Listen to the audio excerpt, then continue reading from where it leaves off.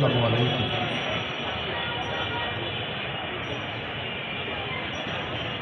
এত সহসাই এক হাতি তাকে নিয়ে স্মরণ সভা করতে হবে আমরা প্রস্তুত ছিলাম।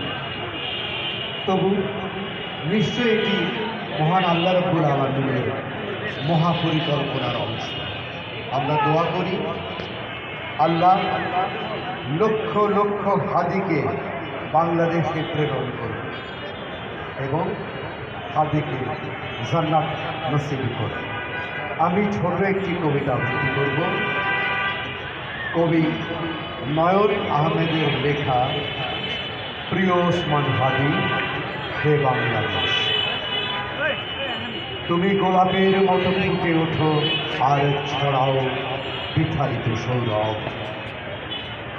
তাই সূর্য উঠবে আবার, তাই আলো হয়ে উঠবে চরাচর ভূগোল জ্যামিতি, তাই বিষ খালি সুগন্ধার ঢেউয়ের উচ্ছ্বাস, তাই কীর্তন খোলার উচ্চাঙ্গ আবেগ, তাই সম্মিলিত দোয়া ও আবহ সঙ্গীত, তাই ডাকবে কোকিল আবার বাংলাদেশে, গাছের শাখায় শাখায় টিনের চালে মায়ের উঠোনে। পিতার অস্তিত্ব থেকে যাবে অখণ্ড শান্ত তাপ, বোনের চুলের খোপায় নাচবে লাল রোদ।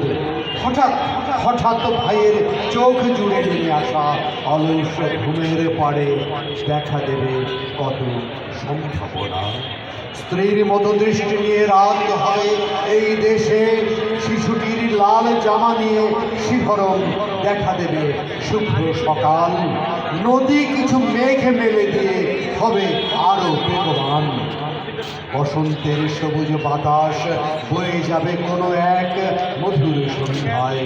এখনো প্রার্থনা, তাই দীর্ঘাঙ্গ গাছের তুমি সেরে ওঠো এখন সূরা ফাতিহার সাতটি আয়াত হয়ে। আরোগ্য হও তুমি এখন, মুনাজাত বৃষ্টির মতো ঝরুক তোমাকে তোমার উপর সহসা। আল্লাহর রহমত নিয়ে তীব্র বেগে বয়ে যাও তুমি, পদ্মা মেঘনা যমুনা সুরমার মতো। তুমি সেই প্রমত্তা নদী যার দুই পাড়ে ঘর বাড়ি, সারি সারি শোভা পায় কত মোহনীয়। এখন প্রার্থনা তাই সেরে ওঠো ভোরের শুদ্ধ শিশির, যেমন ধান ক্ষেত মাথা উঁচু করে কেবলে দাঁড়িয়ে থাকে একান্ত গৌরবে। এখন প্রার্থনা তাই ফুলের মতো সেরে ওঠো হাদি, এরপর তাড়াবেই তুমি সকল অন্ধকার। অমাবস্যার মতো দীর্ঘ কালো অন্ধকার, কুৎসিত কুটিল ঘন অন্ধকার পেঁচানো, বুক ফরফর করা নৈরাজ্যের মতো ফ্যাসিস্ট অন্ধকার।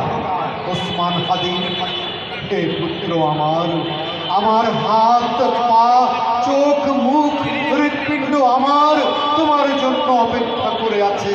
সকল সূর্যোদয় অপেক্ষা করে আছে মধ্যাহ্নের তাবৎ শালিক ঘুঘু ময়না টিয়া।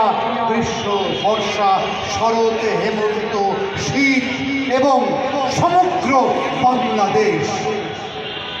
আপনাদের সবাই ধন্যবাদ।